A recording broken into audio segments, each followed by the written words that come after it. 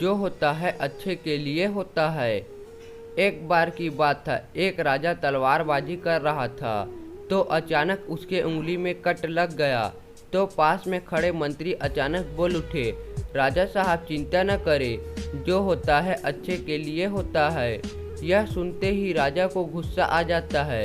राजा उस मंत्री को कारागृह में बंद करने का आदेश देता है और बोलता है, इसको फांसी पर चढ़ा दिया जाए।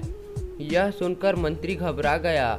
उसने राजा से निवेदन किया, महाराज मैंने आपके यहाँ इतने वर्ष तक काम किया है, क्या आप मेरी अंतिम इच्छा पूरा नहीं करेंगे? राजा बोला, ठीक है बताओ क्या है तुम्हारी अंतिम इच्छा। मंत्री बोला, कृपया मुझे 10 दिन का समय दीजिए, उसके बाद आप मुझे जो चाहे वो सजा दे दीजिए। राजा ने उसकी अंतिम इच्छा मान ली। राजा दूसरे ही दिन अपने सैनिकों के साथ जंगल में शिकार पर निकला। जंगल के बीच में राजा अपने सैनिकों से बिछड़ गया और रास्ता भटक गया। रास्ता ढूंढते हुए राजा वनवासियों के बीच पहुंच गया, जो बलि देने के लिए किसी को ढूंढ रहे थे। वनवासियों ने राजा को पकड़ लिया और वन की देवी को बलि देने के लिए ले गए। बलि देने की सारी तैयारी पूरी हो गई।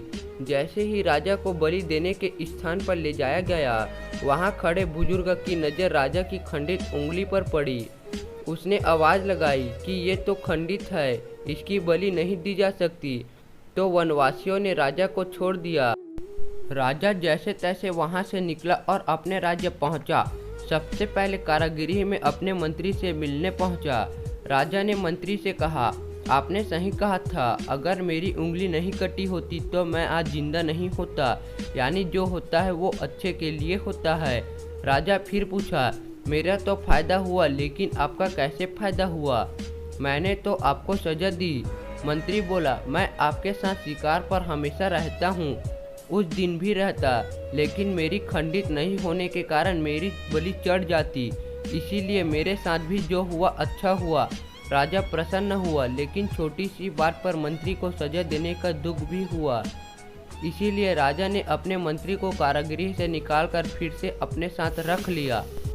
शिक्षा दोस्त, अपने जीवन में भी बहुत से उतार चढ़ाव आते रहते हैं। कभी कभी कुछ चीज़ मन मुताबिक नहीं होते, इस कारण से भी निराश नहीं होना चाहिए। हमेशा याद रखें, जो होता है अच्छे के लिए होता है। भले ही कुछ अच्छा हो या ना हो, लेकिन उस परिस्थितियों के प्रति सकारात्मक नज़रिया रखने का उसका प्रभाव बहुत कम हो जाता है। यह कहानी आपको कैसा लगा? अच्छा लगा तो लाइक, सब्सक्राइब, शेयर जरूर करें।